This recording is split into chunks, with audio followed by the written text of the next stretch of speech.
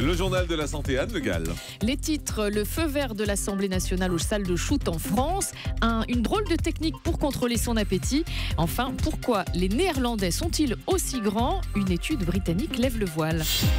Et d'abord, donc, ce pic de pollution aux particules fines aujourd'hui, au-dessus de la capitale, mais pas seulement. Non, le Nord-Pas-de-Calais, l'Alsace et la Normandie sont également concernés par cette pollution aux particules. Pour la santé, il est recommandé aux personnes sensibles de limiter les activités physiques à l'extérieur.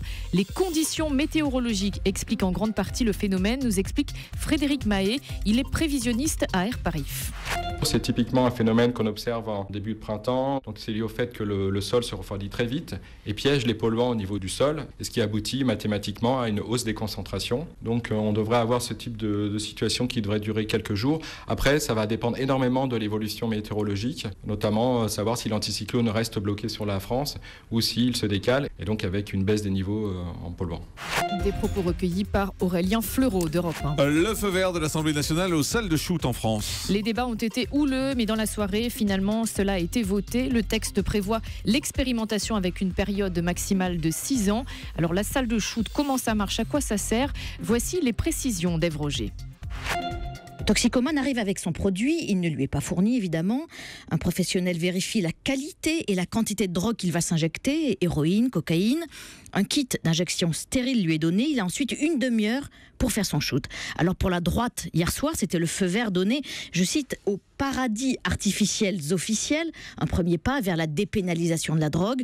Absolument pas, rétorque la gauche. La salle de shoot, c'est l'outil de prévention qui a fait ses preuves. À l'étranger, au Canada, en Suisse par exemple, les morts par overdose ont diminué d'un tiers et les demandes de sevrage ont-elles augmenté de 30%.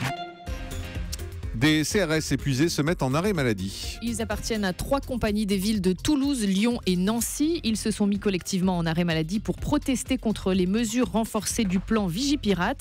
Depuis les attentats du mois de janvier, ils se disent épuisés par des journées de travail à rallonge et des congés plus difficiles à prendre. 2 patientes ont été confondues au CHU de Lille. Leurs traitements ont été inversés. Cela s'est passé en décembre dernier dans un service de radiochirurgie. Les identités des 2 patientes ont été confondues et elles se sont vues administrer un traitement sur des zones du cerveau qui n'étaient pas prévues. C'est un accident rarissime. Il n'y a pas pour le moment de dégradation de leur état de santé, précise la direction du CHU de Lille. Et puis cette drôle de technique pour contrôler son appétit. Oui, c'est à lire dans Le Parisien aujourd'hui. Le journal cite le dernier livre du docteur Frédéric Salman qui s'intitule « Prenez votre santé en main ». Ce médecin explique que pour contrôler les fringales, on peut compter sur le nerf vague. Donc le nerf vague présente la principale voie de communication entre le tube digestif et le cerveau, et pour le contrôler, eh bien, il y a la technique dite de la grosse bouchée. Avant le repas, elle consiste à se remplir la bouche avec un mélange d'eau tiède et de jus de citron en veillant à bien gonfler les joues. La bouche doit être maintenue pleine et fermée pendant 3 minutes et c'est, paraît-il, un effet coupe-faim garanti. Donc conseil signé Frédéric Salman. Rappelez-nous comment on fait précisément? L'eau tiède mélangée à du citron. Et ensuite on met tout dans la bouche? On met tout dans la bouche, les joues gonflées, on garde le mélange 3 minutes. Ouais. Voilà. Et après? Effet coupe-faim garanti. On avale ou pas? Non, après on crache. Ah, on crache? Voilà. D'accord. L'eau et le citron, on pourrait le manger, non? L'avaler? Ou on pourrait peut-être l'avaler, oui. Enfin, vous en savez rien, quoi. D'accord. Enfin... le but, c'est d'avoir les joues gonflées, voilà. D'accord. Pourquoi les Néerlandais sont-ils aussi grands? Une étude britannique lève le voile. Et c'est vrai que les Néerlandais ont pris 20 cm en moyenne en 150 ans, alors que les Américains n'en ont pris que 6. Une étude britannique avance 2 hypothèses. Celle de l'environnement, avec une alimentation riche en produits laitiers et une bonne prise en charge de la santé. Et puis, deuxième facteur qui explique en bonne partie ces grandes tailles, c'est l'hérédité.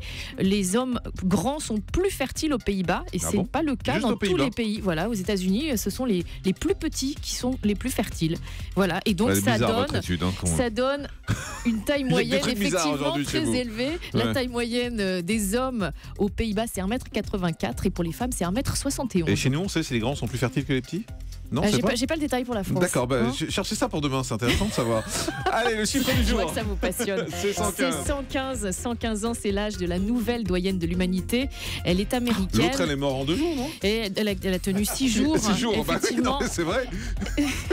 Elle avait 116 ans. Bah oui. Et la précédente était japonaise. Elle avait la grosse bouchée. 117 ans.